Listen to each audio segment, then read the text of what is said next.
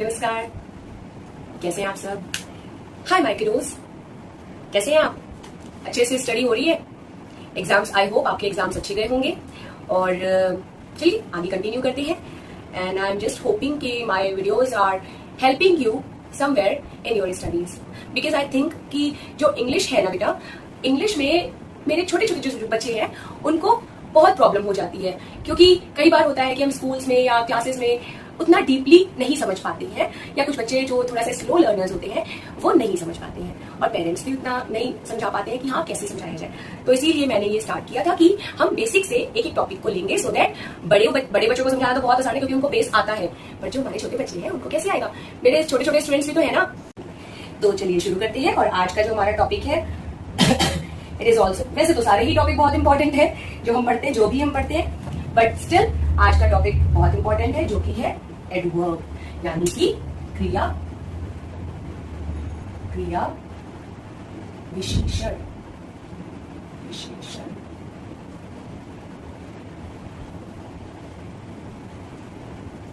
क्रिया विशेषण।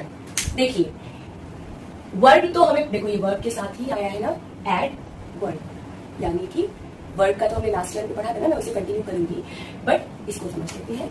वर्ब हमने पढ़ा था जो क्या होता है, क्रिया, एक्शन वर्ड, और एडवर्ब क्या हो गया, क्रिया विशेषण, यानी कि क्रिया के बारे में और ज्यादा डिटेल देने वाला, यानी describe verb. It is not the word which describes noun. Adverb कभी भी नाउन को डिस्क्राइब नहीं करता है। So don't ever get confused in between an adjective or an adverb. Adverb किसको डिफाइन करता है, किसको डिस्क्राइब करता है? चलो देखते हैं।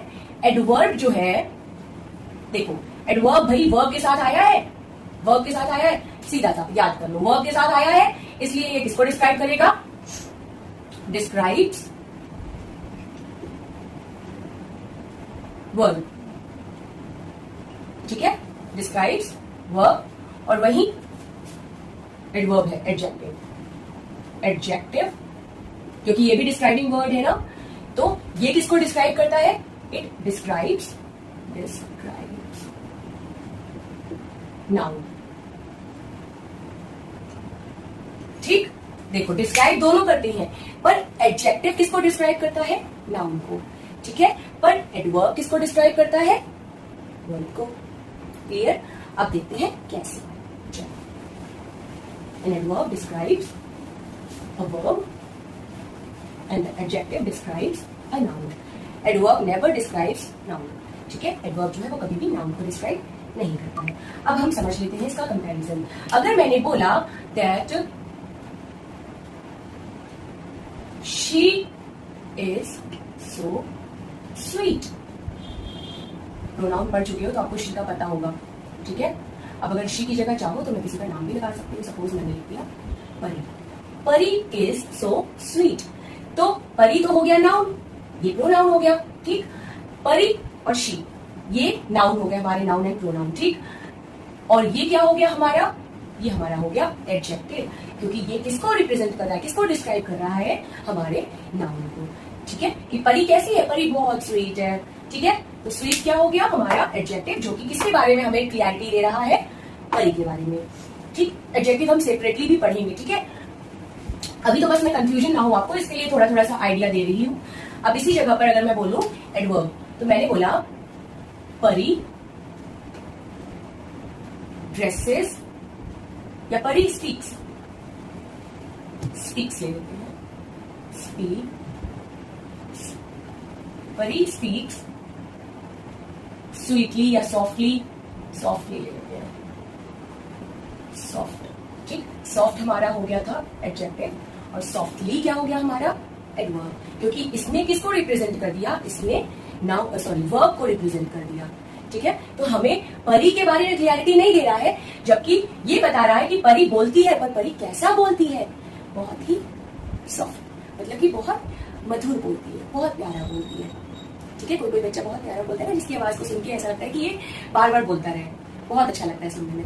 सो सॉफ्टली, परी स्पीक्स सॉफ्टली, ठीक है। अब इसी जगह अगर मैं हार्श लगा दूं तो परी स्पीक्स हार्शली, तो हार्शली भी क्या हो गया, एडवर्ब हो गया, क्योंकि वो भी हमारे वर्ब को बता रहे हैं। अब परी कैसा बोलती है? अब परी बहुत हार्शली बोलती है, यानी कि बहुत ही ज्यादा रूड, या कह दो आप हार्श होके बोलती है, यानी कि बहुत टफ होके बोलती है। हमें उससे बात करना ज्यादा अच्छा नहीं लगता। अब मैं स्पेसिफिकली ऐसे इसको डिस्क्राइब नहीं कर सकती। दिस इज वेरी हार्श, यानी कि रूड काइंड ऑफ वर्ड। ठीक है, don't be so harsh with me, ऐसे बोलते हैं ना हम, हमारे साथ ज्यादा हार्श मत हो। ठीक है, ऐसे। ठीक है, तो ये जो यहाँ पर हार्शली और सॉफ्टली या स्वीटली लगा था, यही हमारे जो है वो एडवर्ब हो गए हैं। जबकि सॉफ्ट, स्वीट और कौन सा तीसरा लगाया था मैंने? हार्श। ये जो है ये हमारे हैं एडजेक्टिव्स, विशेषण, एडजेक्टिव्स। ठीक, पर इनके साथ जब ly लग जाता है तो ये बन जाते हैं एडवर्ब। ठीक है, जैसे कि सॉफ्टली और स्वीटली और हार्शली।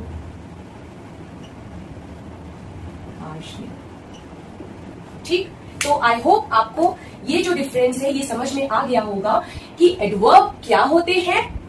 ठीक है, कैसे पता चलता है कि ये एडवर्ब है और कैसे पता चलता है कि ये एडजेक्टिव है। कहीं पर भी जब हमें नाउन के बारे में कोई शब्द होगा जो नाउन के बारे में क्लियरिटी दे रहा होगा, तो हम आंख बंद करके उसको बोल देंगे कि दिस इज एन एडजेक्टिव। ठीक है, बट उसी जगह अगर कोई वर्ड, पहला तो यही हो गया कि ly लगा होगा, बट इन केस हमें नहीं समझ में आया, तब भी अगर कोई वर्ड ऐसा है जो हमें वर्ब से क्लियरिटी दे रहा है, ठीक है, जो हमें वर्ब के बारे में क्लियरिटी कर रहा है कि भाई ये काम हो रहा है तो ये कैसा हो रहा है, अच्छा हो रहा है, बुरा हो रहा है, खराब है, बेहतर है, हो सकता है, ऐसा करके कुछ भी हो रहा है, तो यानी कि वर्ब के बारे में जब हमें क्लियरिटी मिल रही है तो वो हो गया हमारा एडवर्ब। ठीक है, तो आज के लिए बस यहीं तक, मिलते हैं नेक्स्ट क्लास में। एंड मैं ऐसा नोटिस कर रही हूँ कि मेरे सब्सक्राइबर्स आते हैं, sorry not subscriber, because subscribers तो ऑलरेडी मुझे सब्सक्राइब कर चुके हैं, तो वो लोग जो मेरा चैनल देख रहे हैं और उन्हें होपफुली मेरे वीडियोस पसंद आ रहे होंगे, तो मैं उम्मीद करती हूँ and I am requesting you to please subscribe to the channel so that you can receive more and more videos from my side, और कोई भी नोटिफिकेशन होगा तो वो आपको मिल सके। तो be connected with me and me Vaishnavi signing off. We'll see you in my next video. Till then, be safe. Bye.